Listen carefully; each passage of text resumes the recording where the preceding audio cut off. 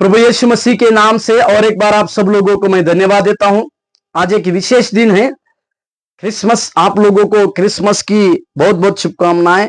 एक वचन की ओर अपने ध्यान को आकर्षित करें जो गलातियों के पत्री 4 अध्याय के 4 वचन।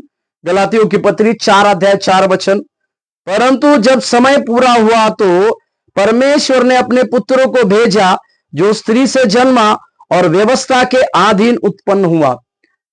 प्रभु की भलाई हमें सारी बातों में संभालने पर। यहां पर एक महत्वपूर्ण वचन की बातों को हम कह रहे कि जब समय पूरा हुआ, वो किस समय की बात को देख रहे हैं। पुराने नियमों में परमेश्वर ने राजाओं को पहले अपने संत लोगों को भेजा, अब्राहम, इसहाक, मूसा, याकूब, ऐसे कई एक संत लोगों को भेजा। फिर परमेश्वर ने लोगों के उद्धार करने के लिए कई एक न्यायियों को भेजा। फिर परमेश्वर ने कई एक बड़े भविष्यवक्ताओं को भेजा।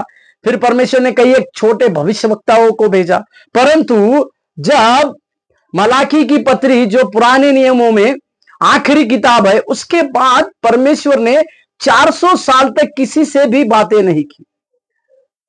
तो कई एक मनुष्य के जीवन में इस प्रकार से दुविधा थी कि शायद परमेश्वर अब की बार किसी राजा को भेजेंगे। मनुष्य के मन में इस प्रकार की दुविधा थी कि शायद परमेश्वर किसी नबी को भेजेंगे। परंतु लिखा हुआ है जब समय पूरा हुआ, इसका मतलब ये समय की बातें पिता ने तय की थी कि समय को पूरा होने के बाद किसी को नहीं भेजना है, केवल अपने एकलौते पुत्र प्रभु यीशु मसीह को इस धरती पर एक पाप बनकर भेजना है। यानी मानव जाति के सारे पापों से दूर करने के लिए, मानव जाति के सारे लोगों को उद्धार करने की एक बड़ी योजना के द्वारा परमेश्वर ने इस समय को पूरा होने के बाद अपना एकलौता पुत्र को भेजा, जो जिसके बारे में लिखा हुआ है जो स्त्री से जन्मा और व्यवस्था के अधीन उत्पन्न हुआ। मेरे प्यारो, आज हम जब क्रिसमस को मना रहे हैं तो समय को पूरा करने वाले उस परमेश्वर को और उस समय की बातों को महिमा में प्रकट करने वाले प्रभु यीशु मसीह की ओर ध्यान देने की आवश्यकता है।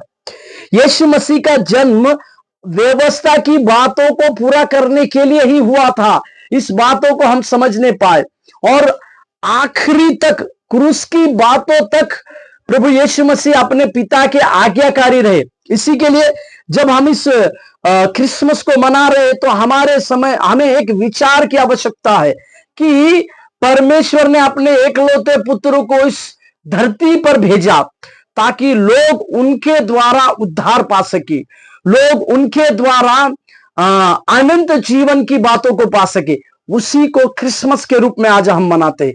इसी के लिए इस बातों को हम समझने पाए कि पिता के उस समय पूरे होने के बाद ही यीशु मसीह इस समय में आते हैं। इसी के लिए आज जब हम इस क्रिसमस को मना रहे हैं तो अवश्य हमारे हृदयों में उस यीशु मसीह का जन्म हुआ है, इस बातों को हमें सोचने की आवश्यकता है और उसके उस क्रूस के प्रेम के द्वारा हम उसकी ओर खींचे जाने पाए। यही सच्चा क्रिसमस आज हमारे लिए होगा। प्रभु आपको आशीष दे। धन्यवाद।